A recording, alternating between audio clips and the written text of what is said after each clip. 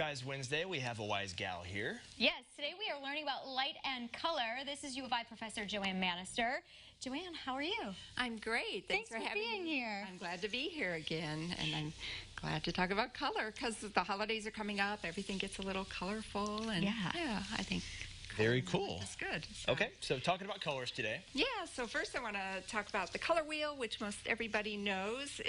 We're familiar with, if you see this, you've got red and yellow make orange, and yellow and blue make green. These are the colors of the rainbow.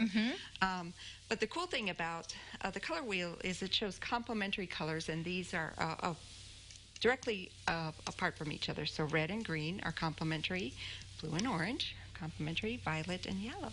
But there's some interesting properties in that yellow absorbs purple, and that's why we see yellow. It's sort of weird.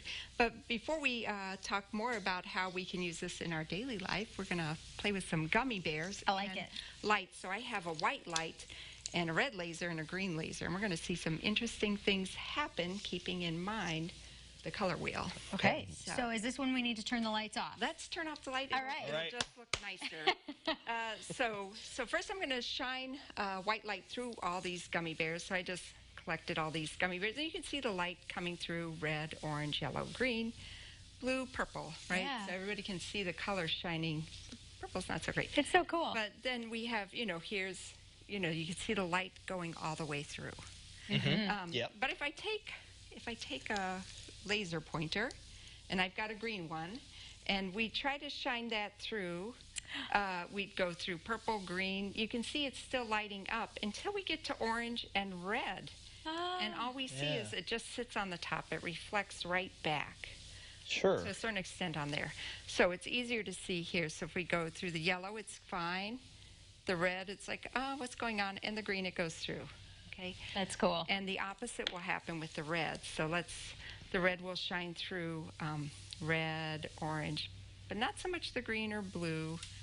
And over here, red, and it shines through, but not here. It just sort of sits on the top. Interesting. So it's sort of cool to see that. Yeah. And I also like seeing them glow. So it's not Yeah, going. pretty. It's not going through the complementary color then. Right. Exactly. So it just sort of gets stuck. Like, why is that? So, so we can turn the lights back on. And He's been waiting to do that. Why haven't we been able to do this for a while? So, so it's cool. That's a visual demonstration of the fact that they absorb the color opposite of it. So red is absorbing green, and blue is absorbing orange, and orange is absorbing blue. And but in real life, how can this help us? So if everybody probably watches the YouTube makeup people, and they're doing amazing jobs, and sometimes they'll use a kit like this. You might want to zoom in on this, but we have a nice kit that has yellow, concealer, green, purple, peach, right? And these are for dark and light, which is a completely different thing we will talk about.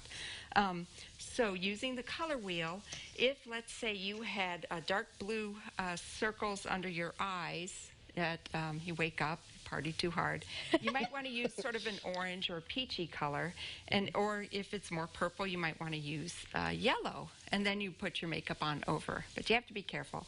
And if you have like red, a pimple, or red blood vessels, you could use green. And some people, even if they have rosacea, might use more green tint under everything. So we are using the concepts of the color wheel to help us perfect our skin, especially on camera, I think. I think yellow would be good if you sort of had sort of a yellow complexion and you wanted it brighter. You could use some purple. And then also for people with gray hair, as you get older, you have gray hair. The gray hair is not really gray and shiny and beautiful and white. It's more like a yellow is the natural color of our hair. And so they have now shampoos that are purple. Purple shampoo. Purple shampoo, and it's not just a gimmick. It actually deposits some of the purple onto your hair shaft, and then it cancels out the yellow and makes it look more sparkly and white. And so